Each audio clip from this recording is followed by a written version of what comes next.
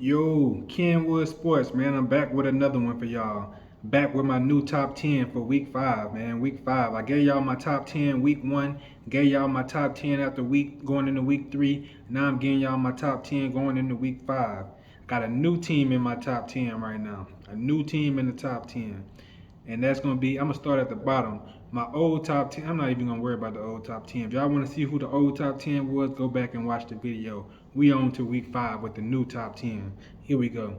The number 10 team is the Dallas Cowboys. They got the second longest win streak in the game right now with three wins. The division rival, y'all know who that is. The Philadelphia Eagles, they got 4. But Dallas Cowboys right now, the last 3 games since Dak been out, they didn't beat Cincinnati Bengals. They didn't beat the Giants, which was undefeated at their house. They didn't beat Washington also on Sunday. So that's my number 10 team. They 3-1 right now. They second in their division in the NFC East. And I'm gonna tell you like this. I just don't. I watch the Dallas Cowboys all the time, and I'm telling you, Cooper Rush is playing better in that offense than Dak Prescott. I don't know if they're calling it different. They gotta be calling it different. Gotta be because he's looking more fluid. He's looking like he run the offense easier. The defense been playing lights out since week 1, since they played the Bucks. They only gave up 1 touchdown. That's part of the reason why I got them in my top 10, not just because of the offense, but because of the defense, how they playing. Guys, they leading the league in sacks right now. They leading the league in sacks right now. They got about 13 sacks in the last 3-4 games, which they only been 4 games, but they got a large number of sacks, and they was leading the league in sacks coming into this week. So that's my number 10 team. My number 9 team, the 49ers. The 49ers was in my top 10 already. I believe they was at what they was at? They was at 10. So the 49ers, man, convincingly beat the Rams. Talking about shut them out. That defense, that offensive line, that run game, them receivers, who Debo can turn into a running back at any time. Boy, I got his physique is that of a running back. He get that ball in space and he gone. I'm telling you, any given moment. So that's my, and I can't forget the key in this is Kyle Shanahan. Kyle Shanahan is a flat out beast. I don't care what nobody say. He one of my favorite coaches in the league. I seen what he did with RG3 when he was at Washington. I seen what he did with Matt Ryan when he was in Atlanta. He turned Matt Ryan into an MVP. They went to the Super Bowl. Jimmy G went to the Super Bowl with this man and to the NFC Championship twice. So, bro, I know what Kyle Shanahan is capable of. I got to give him his credit. That's my number 19, the 49ers. Now, this team right here, if they keep playing, they're going to mess around and slip out my top 10. But with the talent they got on their squad, with Justin Herbert, the LA Chargers, they at number 8. They still 2-2. So, Justin Herbert, if he, I believe that they would. The reason why I still got them in there because I know Justin Herbert been hurt. If he would have been healthy, I think they could still be. I think they could be undefeated right now. They lost that game to Mahomes. What's that? Week 1? That was week 1 or week 2. I can't remember which week it was, but I believe it was week 2. But they lost that game against they outplayed the Kansas City Chiefs until the moment that I believe that Justin Herbert got hurt. They still got the talent on the defensive side. Asante Samuel Jr. They got him. They still got the Bosa brother. They got him. They got hitters all over the field. The number 17. Now I put them on this. I put this team on here based on what I believe about them and what I know that they got and the players they got. They sitting at 2-2 coming off a loss. That's the Rams. Sean McVay, I got heavy belief in him. Matthew Stafford, not that much. He got arm talent, but do he have it in here? Do he have it in here? Because when things go bad for him, they just start rolling downhill.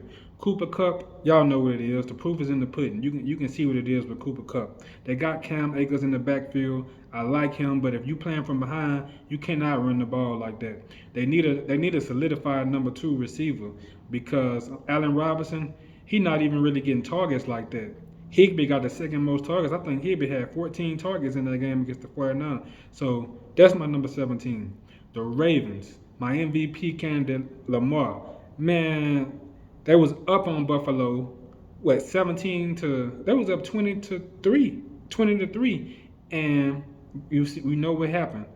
The defense, man, the defense. They blew that big lead against the Dolphins, man. I don't blame Lamar for that. This game right here, Lamar got to take some of the blame for this.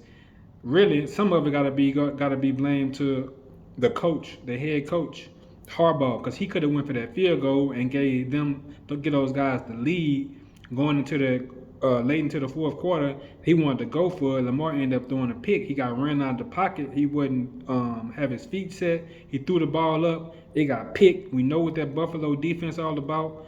You cannot be running plays that's off script like that. At that point in the game, you go ahead and take the points and go up. So I got to give Lamar some of that blame. I got to give Harbaugh some of that blame. That was a big lead. That second half, the offense didn't do much and nothing. So now they sitting at 2-2 after losing to the Dolphins and losing to the um to the what's that team? The Bills. Okay, so they didn't lose them back to back games though. So they 2-2. Lamar tightened up in that second half. Defense got to tighten up and finish the game up. That's my number 16. My number 5 team, hellified defense, beast at quarterback, hell of a defensive coordinator with Todd Bowles. That's the Bucks, the Bucks with Tom Brady back there. Leonard, one of my favorite all time from LSU. Y'all know what it is when they come to them LSU Tigers.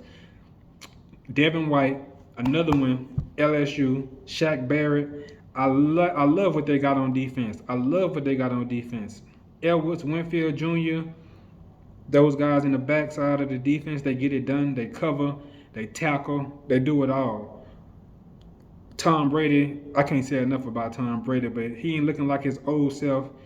He was playing from behind. A lot of those yards that he got, he had over 380 yards, I believe, against the Kansas City Chiefs this week. A lot of those were empty calories because they was playing from behind. They didn't run the ball at all. All they did was pass. Patrick Mahomes had his team up at least 2 possessions almost that whole game. So let's see what Brady gonna do this week, man. They just lost 2 in a row. I still put them up there because of that defense, because of Tom Brady, because of Todd Bowles. Um, I still think they're going to be one of the top teams in the NFC. Number 14, just won a game, a close game against the Patriots. Aaron Rodgers and the Green Bay Packers. Aaron Jones, Romeo Dobbs, the young receiver out there. Those they still got a lot of work to do with them young receivers over there at Green Bay. Aaron Rodgers is no doubt about what he brings to the game. They won that game because of him. Aaron Rodgers is a beast. We know what he represents. We know what that defense they're doing with Rashawn Gary and Preston Smith and those guys, man. Those guys still gonna get it done up front in that middle. So I still got belief in those boys, man. They gonna get it done. They are my number 4 team, sitting at 3-1. They already beat the Bucks before they beat the Patriots this week. So they lost that one game to Minnesota. Minnesota not a bad team. That's a divisional game. So you know they're gonna bring it in that divisional game. So my number 3 team with 1 loss, 3-1, the best quarterback in the game today, Patrick Mahomes.